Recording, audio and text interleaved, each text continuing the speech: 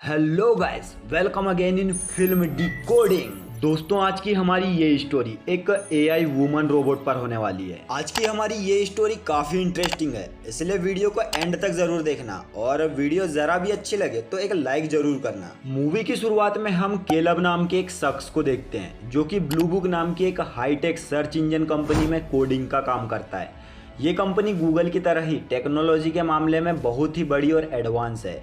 Caleb के mobile में एक मैसेज आता है जिसमें लिखा होता है कि कुछ महीने पहले ऑफिस में एक कॉन्टेस्ट हुआ था, उसमें वह विनर हो गया है और इसके लिए उसे कंपनी के सीईओ के साथ एक हफ्ता गुजारने का मौका दिया जाएगा। केलब इस बात को लेकर काफ़ी खुश होता है। इसके बाद केलब को एक पर्सनल हेलीकॉप्टर से कंपनी के सीईओ के घर के लोकेशन पर ले जाया जाता है। हेलीकॉप्टर नीचे उतरता है। यहाँ पायलट केलब से बोलता है कि इससे आगे जाने की अनुमति मुझे नहीं है, यहाँ से आपको खुद ही आगे जाना होगा, और हेलीकॉप्टर लेकर यहाँ से निकल जाता है। अब केलब अकेला ही आगे बढ़ता है। ये घर भीड़ भाड़ से काफ़ी दूर पहाड़ों के बीच है। यहाँ पर सिक्योरिटी सिस्टम केलब को एक की कार्ड देता है जिस पर केलब का एक फ़ोटो भी होता है। केलब की कार्ड लेकर अंदर आता है। ये घर अंदर से काफ़ी आलीशान और पूरा का पूरा कंप्यूटराइज्ड है। यहाँ केलब की मुलाकात कंपनी के सीईओ नेथन से होती है। इन दोनों के बीच काफ़ी कुछ बातें होती है। इसके बाद नेथन केलब को उसका रूम दिखाता है और बताता है कि ये जो तुम्हारे पास की कार्ड है जो कि तुम्हें गेट से मिला था, इससे तुम इस घर के कुछ पर्टिकुलर डोर ही ओपन कर सकते हो। नेथन केलब को बताता है कि उसने एक एआई रोबोट बनाया है जिसमें इंसानों की तरह ही फीलिंग्स और इमोशंस हैं। तुम्हें यहाँ पर इस खास प्रोग्राम का एक अहम हिस्सा बनाकर बुलाया गया है। यहाँ पर कुछ सेशंस होंगे जिसमें तुम्हें इस रोबोट से बात करनी होगी, और अगर तुम्हें जरा भी लगे कि तुम किसी इंसान से नहीं बल्कि रोबोट से बात कर रहे हो तो हमारा ये प्रोजेक्ट फेल हो जाएगा। इसके बाद सेशन स्टार्ट होता है और केलब उस रोबोट से मिलता है। ये कांच के एक कमरे में बंद होती है। दोनों में कन्वर्सेशन स्टार्ट होता है। ये वुमन रोबोट उसे अपना नाम एवा बताती है। इन दोनों के बीच बहुत सारी बातें होती है। इन दोनों की बातें नेथन अपने कंप्यूटर पर सुन रहा होता है और इन्हें देख रहा होता है। इनकी बात खत्म होते ही केलब नेथन के पास आता है और उसे बोलता है कि इस रोबोट से बात करते वक्त उसे बिल्कुल नहीं लगा कि वह किसी रोबोट से बात कर रहा है। उसके बोलने का तरीका और हाव भाव मुझे इंसानों वाले ही लगे। नेथन ये सुनकर काफ़ी खुश होता है। उसे लगता है कि शायद उसका ये एक्सपेरिमेंट सफल हो सकता है। इसके बाद केलब अपने रूम में चला जाता है। रात में केलब सो रहा होता है पर उसे नींद नहीं आती, इसलिए वह रिमोट उठाता है, परंतु ये टीवी का रिमोट नहीं होता। इससे कैमरा ऑन हो जाता है जिससे उसे स्क्रीन पर एक रूम में एवा दिखाई देती है। तभी यहाँ पर पावर कट हो जाता है और लाइट चली जाती है। ये देखकर केलब थोड़ा डर जाता है और कमरे से बाहर निकलने के लिए अपना कार्ड लगाता है, परंतु बार बार कोशिशों के बाद भी ये डोर ओपन नहीं होता। तभी लाइट आ जाती है और केलब का डोर ओपन हो जाता है। केलब नेथन के कमरे में आता है और उससे पूछता है कि अभी कुछ देर पहले लाइट नहीं थी, तब मैंने डोर ओपन करने की कोशिश की परंतु डोर ओपन नहीं हो रहा था। नेथन बताता है कि मैंने इस घर को ऐसे डिजाइन किया है कि पावर कट होने के बाद कोई भी कमरे का गेट नहीं खोल सकता, क्योंकि अगर ऐसा हुआ तो यहाँ पर कोई भी आसानी से आ जा सकता है। नेथन बताता है कि पहले यहाँ पर पावर कट नहीं होती थी, परंतु कुछ दिनों से यहाँ बहुत ज़्यादा ही लाइट जा रही है। इसके बाद केलब अपने कमरे में जाकर सो जाता है। सुबह होते ही एक लड़की उसके कमरे में आती है। केलब उससे बात करने की कोशिश करता है मगर वह बिना कुछ बोले यहाँ से निकल जाती है। इसके बाद केलब नेथन से उस लड़की के बारे में पूछता है। नेथन उसे बताता है कि उसका नाम कोयको है और वह हमारी बातें नहीं समझ सकती है। अब केलब एक बार फिर से एवा के पास आता है। एवा उसे एक पेंटिंग दिखाती है। केलब को समझ नहीं आता कि आखिर ये पेंटिंग किस चीज़ की है। केलब उसे किसी चीज़ की अच्छी पेंटिंग बनाने के लिए बोलता है। तभी एवा बोलती है कि मैं तुम्हारे लिए पेंटिंग ज़रूर बनाऊंगी, मगर इससे पहले हमें एक दूसरे के बारे में जान लेना चाहिए। केलब एवा को अपना नाम और काम बताता है और साथ ही बताता है कि कुछ सालों पहले मेरे मॉम डैड एक एक्सीडेंट में मारे गए थे, जिसके बाद मैं अकेला ही रहता हूँ। इससे एवा थोड़ा दुख जताती है और केलब से पूछती है कि तुम्हें क्या लगता है कि क्या सच में नेथन एक अच्छा आदमी है। केलब उसे हाँ में जवाब देता है। इन दोनों के बीच बातचीत चल रही होती है। तभी पावर कट हो जाती है और लाइट चली जाती है और सारे कैमरे ऑफ हो जाते हैं। अब एवा के एक्सप्रेशन चेंज हो जाते हैं। वह केलब से बोलती है कि तुम्हें नेथन पर भरोसा नहीं करना चाहिए, वह अच्छा इंसान नहीं है, वह बस लोगों का फ़ायदा उठाना जानता है। एवा बताती है कि घर में जो पावर कट होती है वह मैं ही करती हूँ, और अभी पावर कट होने के बाद हमने जो भी बात की नेथन उसे सुन और देख नहीं सकेगा। अब लाइट आ जाती है और एवा नॉर्मल हो जाती है। केलब कंफ्यूज हो जाता है कि उसे किस पर भरोसा करना चाहिए और एवा ने आखिर उससे ये सब बातें क्यों बोली। इसके बाद केलब नेथन के पास आता है। नेथन उससे पूछता है कि जब पावर कट हुआ था तब तुम दोनों के बीच क्या बात हुई, क्योंकि इस दौरान मैंने तुम्हारी कोई भी बात नहीं सुनी है।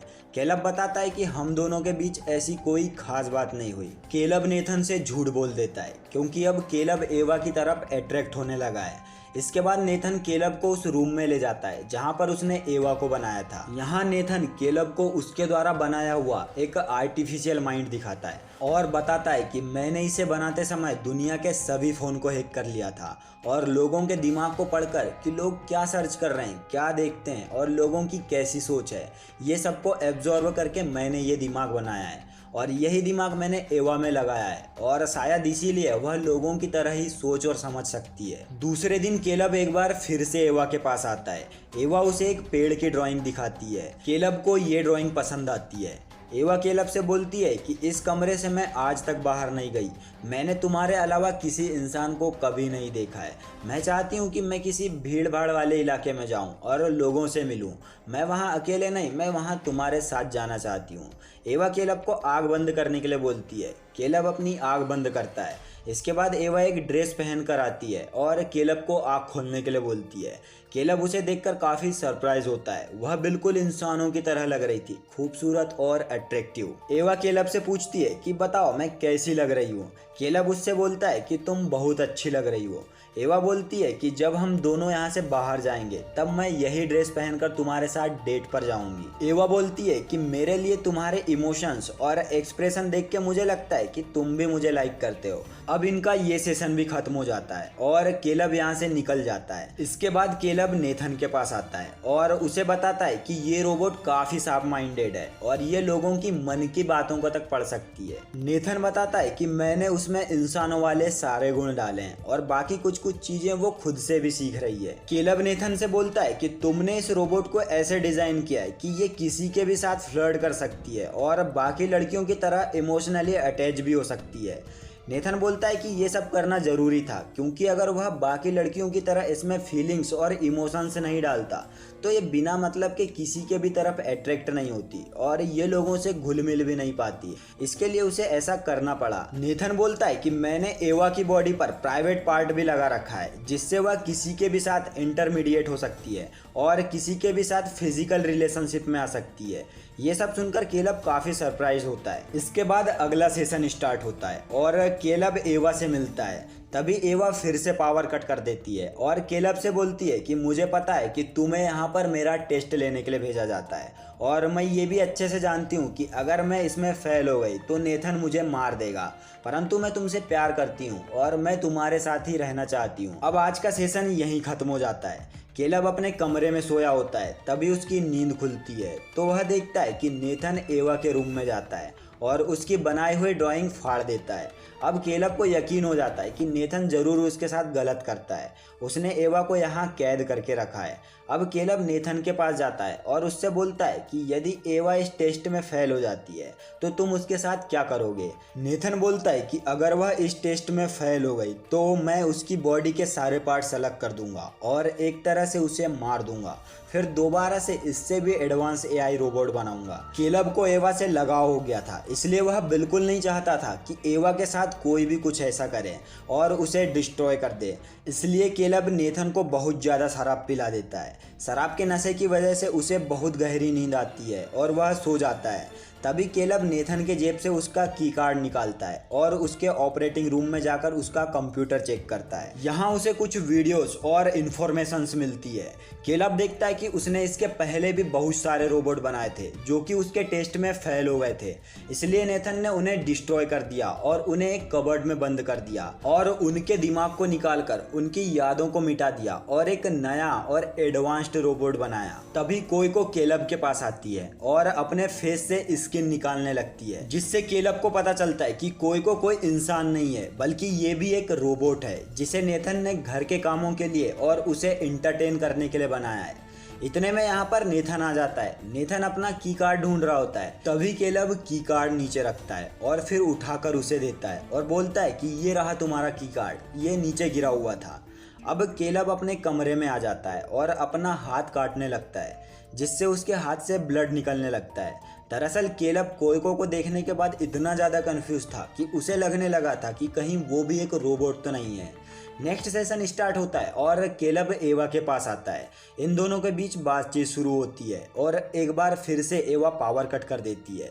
यहाँ पर केलब एवा से बोलता है कि तुम सही थी, अगर तुम इस टेस्ट में फेल हो गई तो नेथन तुम्हें मार देगा और तुम्हारे दिमाग से पुरानी यादों को डिलीट कर देगा और फिर से एक दूसरा रोबोट बनाएगा। तभी एवा केलब से बोलती है कि प्लीज तुम मुझे बचा लो। केलब बोलता है कि तुम चिंता मत करो, मैं तुम्हें बचा लूंगा। केलब एक प्लान करता है जिसमें वह नेथन को बहुत ज्यादा शराब पिलाएगा और उसके की कार्ड का इस्तेमाल कर उसके ऑपरेटिंग रूम में जाकर उसके द्वारा बनाए गए सिक्योरिटी सिस्टम को रिवर्स कर देगा, जिससे यहाँ पावर कट होने के बाद भी घर के डोर ओपन होने लगेंगे और इसके बाद हम दोनों यहाँ से निकल जाएंगे। एवा को मात्र एक ही काम करना था कि अगले दिन सुबह 10 बजे पावर कट करनी थी और पावर कट होते ही ये दोनों यहाँ से निकल जाते। अब केलब नेथन के पास आता है और उसे शराब पिलाने की कोशिश करता है, मगर नेथन बोलता है कि मैंने शराब पीना छोड़ दिया है। केलब का यहाँ आज आखिरी दिन होता है, इसलिए नेथन केलब से पूछता है कि तुम्हें क्या लगता है कि एवा इस टेस्ट में पास होगी या नहीं। केलब के हिसाब से एवा एक परफेक्ट रोबोट है जो कि इंसानों की तरह ही सोच और समझ सकती है। तभी नेथन केलब से बोलता है तुम्हें लगता है कि शायद वह तुमसे प्यार करने लगी है, मगर रियल में वह तुम्हें इस्तेमाल करके यहाँ से भागना चाहती है। इसके बाद नेथन केलब को अपने कमरे में लेकर आता है और उससे बोलता है कि मुझे शक पहले से ही था कि बार बार पावर कट एवा ही करती है, इसलिए मैंने उसके कमरे में जाकर बैटरी से चलने वाले कैमरे लगा दिए थे, जिससे पावर कट होने के बाद भी मैं तुम्हें देख और सुन सकता था। मैंने तुम्हारी वो बात भी सुनी है जिसमें तुमने यहाँ से भागने का प्लान बनाया है। नेथन बोलता है कि मैंने एवा को कुछ ऐसे ही बनाया है कि वह अपने इमोशंस और बिहेवियर से किसी को भी अट्रैक्ट कर सके, और उसने तुम्हें अपने प्यार के जाल में फंसाकर यहाँ से भागने का प्लान बनाया और तुम उसकी बातों में भी आ गए। अब मेरे हिसाब से एवा इस टेस्ट में पास हो चुकी है। तभी यहाँ पर पावर कट हो जाती है और लाइट चली जाती है। नेथन केलब से बोलता है कि 10 बज चुके हैं, तुम्हारे प्लान के मुताबिक एवा ने लाइट्स ऑफ कर दी है और वह यहाँ से भागने के लिए तैयार है। नेथन बोलता है कि मैंने तुम्हें इसलिए नहीं चुना था कि तुम कोडिंग और प्रोग्रामिंग में परफेक्ट हो। मैंने तुम्हारे बारे में काफ़ी चीज़ें पता की, तुम्हारे परिवार के बारे में, तुम्हारे नेचर के बारे में सर्च किया। मुझे पता चला कि तुम काफ़ी सिंपल पर्सन हो, तुम्हारी कभी कोई गर्लफ्रेंड नहीं रही और तुम कभी लड़कियों तरफ अट्रैक्ट भी नहीं होते, इसलिए मैंने तुम्हें इस मिशन के लिए चुना। पर एवा इतनी परफेक्ट है कि उसने तुम्हें तक अपने प्यार के जाल में फंसा लिया। इसका मतलब है कि एवा ये टेस्ट जीत चुकी है और तुम हार चुके हो। तभी केलब बोलता है कि मैं जानता था कि तुम पावर कट होने के बाद भी हमें सुनवर देख सकते हो, इसलिए मैंने रात में ही तुम्हारा की कार्ड लेकर सारा सिस्टम रिवर्स कर दिया है। यानी कि अब लाइट जा चुकी है, इसका मतलब यहाँ के सारे डोर्स अनलॉक हो गए होंगे। नेथन अपने कंप्यूटर पर देखता है एवा अपने कमरे से बाहर आ चुकी है। ये देखकर नेथन को काफी ज्यादा गुस्सा आता है, इसलिए नेथन केलब को रॉड से मारता है जिससे वह नीचे गिर जाता है। इसके बाद नेथन एवा के पास आता है। एवा कोइको के कान में कुछ बोलती है। एवा नेथन की तरफ बढ़ती है और उस पर अटैक कर देती है। नेथन रोड से मारकर एवा का हाथ तोड़ देता है। तभी पीछे से दूसरी रोबोट कोइको आती है और नेथन पर चाकू से अटैक कर देती है। नेथन कोइको को मारकर उसका मुंह तोड़ देता है। तभी एवा खड़ी होती है और उसे मार देती है और नेथन का की कार्ड लेकर यहाँ से निकल जाती है। एवा केलब के कमरे के पास आती है। एवा केलब से बोलती है कि तुम कुछ देर रुको, मैं अभी आती हूँ। इसके बाद एवा उस रूम में जाती है जहाँ पर नेथन ने डिस्ट्रॉयड रोबोट रखे हुए थे। एवा कबोर्ड खोलती है और अपने टूटे हुए हाथ को दूसरे रोबोट के हाथ से रिप्लेस करती है। एवा स्किन और कपड़े पहनती है और तैयार होकर केलब के पास आती है और एवा केलब को अंदर ही लॉक कर देती है और वह अकेले ही बाहर आ जाती है। वह केलब की तरह एक बार भी मुड़कर नहीं देखती और उसे यहाँ मरने के लिए छोड़ देती है। केलब एवा के झूठे प्यार के चक्कर में यहाँ फंस जाता है। अब एवा पहली बार इस कमरे से बाहर निकलती है और बाहर की दुनिया देखती है। एवा बाहर की दुनिया देखकर काफी खुश होती है। इसके बाद यहाँ पर एक हेलीकॉप्टर केलब को लेने के लिए आता है, मगर एवा हेलीकॉप्टर के पास आती है और पायलट को अपनी बातों में फंसाकर हेलीकॉप्टर में बैठकर यहाँ से निकल जाती है। और एंड में हम एवा को भीड़ भाड़ वाले किसी इलाके में लोगों के बीच देखते हैं और इसी के साथ ये मूवी समाप्त हो जाती है। दोस्तों, इस स्टोरी को लेकर आपका क्या ख्याल है कमेंट बॉक्स में जरूर बताइए और वीडियो 1% भी अच्छी लगी हो तो लाइक करके चैनल को सब्सक्राइब जरूर कीजिए। तो मिलते हैं कल ऐसी ही किसी इंटरेस्टिंग मूवी की स्टोरी के साथ। तब तक के लिए टाटा बाय बाय।